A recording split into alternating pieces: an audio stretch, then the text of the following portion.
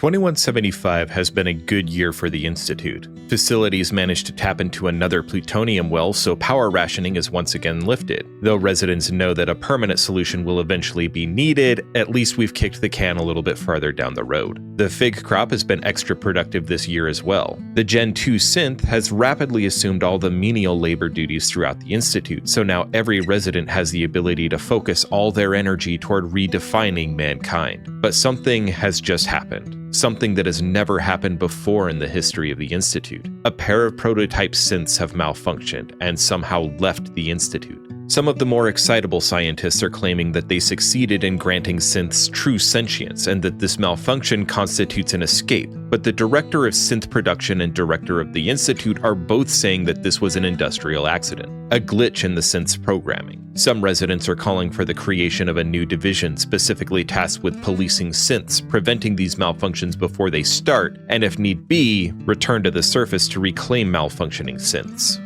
But such a knee-jerk reaction is premature and is a complete overreaction given the data available from the experiment, and the idea was squashed pretty quickly. This is not likely to become a regular occurrence. In the meantime, the Institute will explore the idea of hiring representatives on the surface for these sorts of tasks should they ever happen again. But what the directors aren't telling the public is that this might not have been a malfunction at all. For years, these prototypes have been used to test the very theory that machines could become sentient. One of these prototypes was implanted with a mental blueprint taken from a police detective before the war, but the researchers were careful to consistently re-wipe its memory periodically and reinstall in an attempt to perfect the act of implanting a person's memories and personality into a machine, a form of techno-immortality. That machine was under constant close supervision and wasn't likely to be the cause of the escape. No, it had to have been the other one. A synth left to its own devices, testing whether it was possible, if given adequate hardware resources, to develop personality and sentience spontaneously. So far, all indications seemed to point at no. This prototype needed regular purges of its non-volatile memory due to limited storage capacity and couldn't possibly gain sentience, except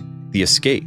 A complex set of deliberate actions taken in service of a larger overarching strategy would seem to be beyond the self-determining capacity of any synth yet constructed. It's troubling, and the result definitely concerns the director, but he was considering pulling the plug anyway. The experiment simply wasn't yielding adequate results, and the bioscience division needs help setting up a lab to work on some bioluminescent gel that's been sitting in storage since the Institute's foundation. For now, the director is closing the file on the synth sentience project. As he lists expended resources on his terminal, he details the working code names for the prototypes. The last letters he types before saving and filing the report away forever: DIMA.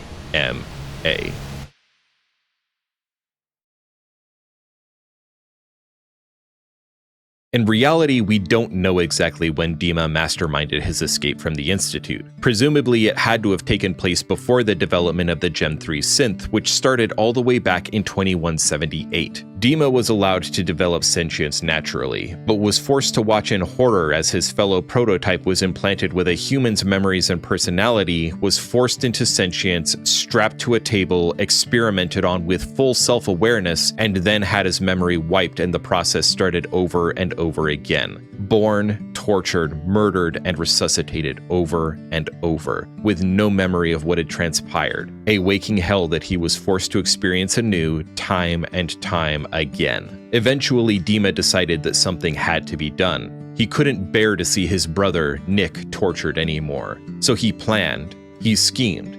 He didn't know for how long. After all, his own memories were periodically scrubbed of non-essential information due to storage capacity limitations. But finally he did it. When the Institute's guard was down, he set his plan into motion and the duo's flight to freedom was complete. But Nick had just been freshly reinstalled, and once they arrived on the surface, with the shock of what he was experiencing, the world that he remembered through his human mental imprint completely destroyed, and being accosted by some human-shaped robot he had never set eyes on before, Nick attacked DiMA. With no other option, DiMA was forced to deactivate Nick in the struggle. It was with a heavy heart that DiMA, now alone in the world, set out into the vast wastes of post-war America. Not much of the rest of DiMA's century-long history is known, other than he spent over a year in a cave just sitting because he didn't have a programmed objective anymore. He sat there until he realized that he could make the future whatever he wanted. He could choose his own objective. Eventually, he managed to travel to Mount Desert Island and found refuge and solitude in an old submarine repair base. He worked to reprogram a few military robots and turrets to protect against the usual mutated critters, and even got an old server farm running again. A neural interface allowed him to offload his memories into the server. For the first time in his life, he didn't have to make the harsh decision of erasing his past. He could simply store it for later use until such a time as he needed to retrieve it. And so he remained there as days slowly melted away into decades. The place was heavily radioactive, so nobody was likely to venture inside to disturb him. That is until the arrival of the Children of Adam. Thankfully, their leader, a man named Confessor Martin, was kind and gentle and agreed to respect DiMA's privacy, keeping his congregation away from the lower levels of the base and allowing DiMA to pass through the dry dock area should he need to ever leave. The two developed a close friendship. DiMA found himself happy to have company, someone to speak to after nearly 100 years spent in seclusion. But the peace and contentment of a found family would be short-lived. One day, as the two were discussing philosophy, Martin revealed the children's ultimate goal: to reach division, to have their bodies completely disintegrated by Adam. It was why this place was so special to them. It wasn't just the gamma rays permeating every square meter of the dry dock. It wasn't the safety of the bunker or the submarine berthed within. It was the nuclear warheads waiting restlessly in their launch tubes. A press of a button and they could instantly reach their heaven, their paradise. Long ago, DiMA had found the whereabouts of the launch key necessary to arm and launch the missiles. He literally held the key to their deepest desires, but he would have to commit mass murder to achieve it, and he would lose the found family that he had grown so fond of. He couldn't stand the knowledge that he was now withholding vital information from his closest friend. So finally, he decided to simply bury the memory, and into the server it went. It was around this time that DiMA learned of an observatory resting at the peak of Cadillac Mountain, the highest peak on the eastern seaboard. He traveled there and discovered another massive array of computers and interfaces. The place was abandoned and defensible, and unlike the nucleus as the children had begun to call his home, this place was pretty much free of any radiation, excluding the fogs that would often shroud everything on the island, even to the top of the mountain. As he once again tried to make a home for himself, he soon found that he was not nearly so alone as he had felt those many years since he had left the Institute. Over time, a new type of synth had begun to arrive. Apparently now synths were flesh and blood rather than silicon and steel, and much like himself, they were now fully self-aware, capable of independent thought, and still being used, tortured, enslaved, and much like himself, were finding ways to escape the Institute. Finally, after more than a century of simply existing, DiMA had found his purpose in life.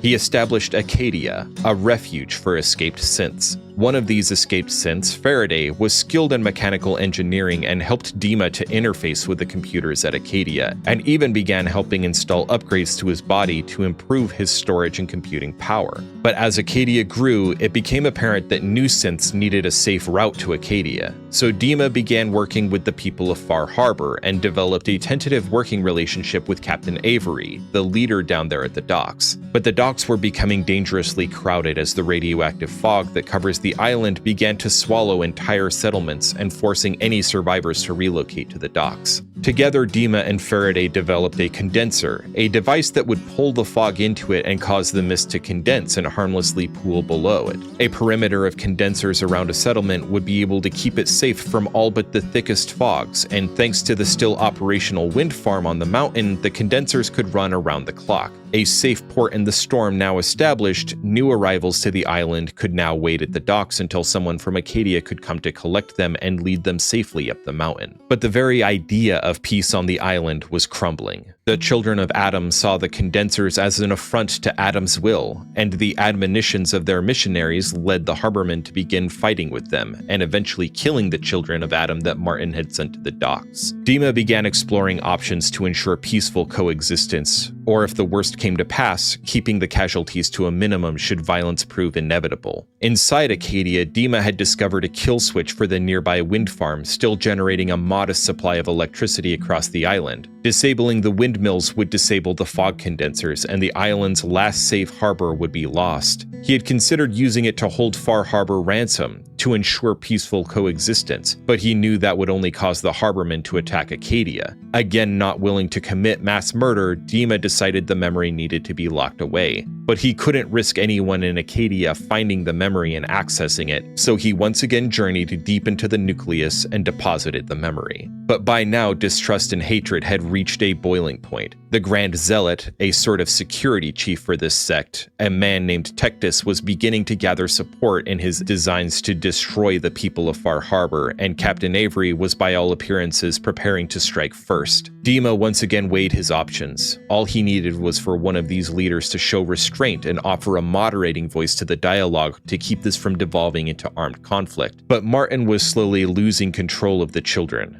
It was only a matter of time before Tectus seized control, and then he would only need the slightest provocation to start a war. In the most hateful act he had ever committed, DiMA lured Captain Avery to a secret lab, far from the eyes of the nucleus, Far Harbor, and Acadia, and there, free of witnesses and knowledge of all others, he murdered Captain Olivia Avery.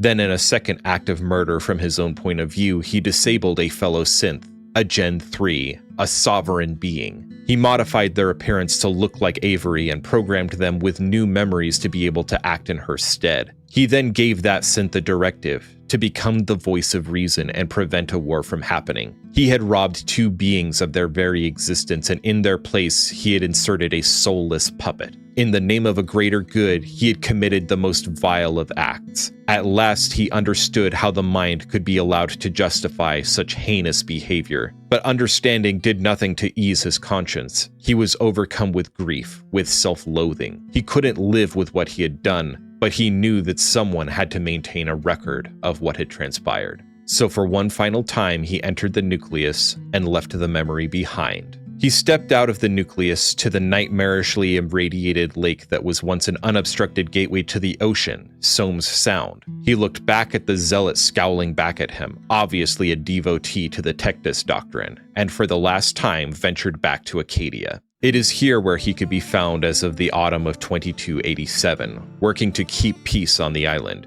shepherding escaped synths to the sanctuary of Acadia, and working with a mild-tempered and reasonable Captain Avery to preserve the tentative peace across the island, while the now confessor Tectus plots and schemes. One can only hope that the secrets that lie buried deep within the nucleus do not fall into the wrong hands, for the consequences would most certainly prove dire. To DiMA's closest confidants, there are still inklings of a darker nature, a willingness to abandon his ideals in the name of a greater good, such as his decision to wipe the memory of a synth named Victoria, who had become overcome with survivor's guilt. DiMA had her memories erased to ease her mental anguish and replaced her identity with a whole new one. Only the process was not a smooth transition, and the synth now suffers physical and mental distress to this day. And he spends virtually every hour of every day running simulations of war, of bloodshed, and suffering across the island. What actions would save the most lives? Which deaths would prevent the most killing?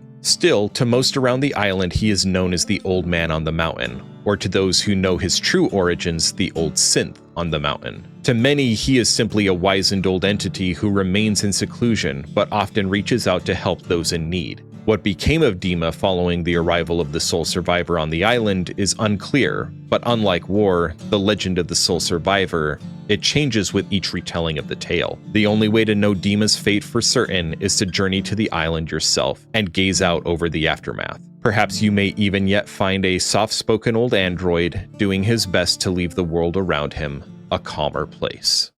This episode of Grey Gaming is all thanks to my patrons over at Patreon. Their direct contributions to the continued operation of Grey Gaming is deeply appreciated. Special salute to my Officer Tier patron, Carver050, and continued thanks to all my non-coms who keep the grunts on point. All Patreon funds are reserved for investment directly back into Gray Gaming's production costs, but if you can't swing a monthly Patreon membership, there are other ways to help the channel that don't cost a penny. If you enjoyed the video, a like would go a long way to help the channel, as viewer engagement is the primary metric I use to determine the sort of content that provides the most value to you, a random person on the internet who has the power to choose if I can splurge on an ice-cold Vim next time I'm running through my checkout line, or if I have to try and somehow filter that water out of the bottom of the nucleus. If you have ideas for other lore-related videos in this same vein, this video was inspired by comments right here on YouTube, so go ahead and drop some of these here. If you'd like a little bit more chance to interface with others in the community here or myself, you can also join my Discord, which I'll leave the link in the description. Until my next salute, stand at ease. Thank you so much for watching to the end, stay safe, and I hope to see you here next time on Gray Gaming.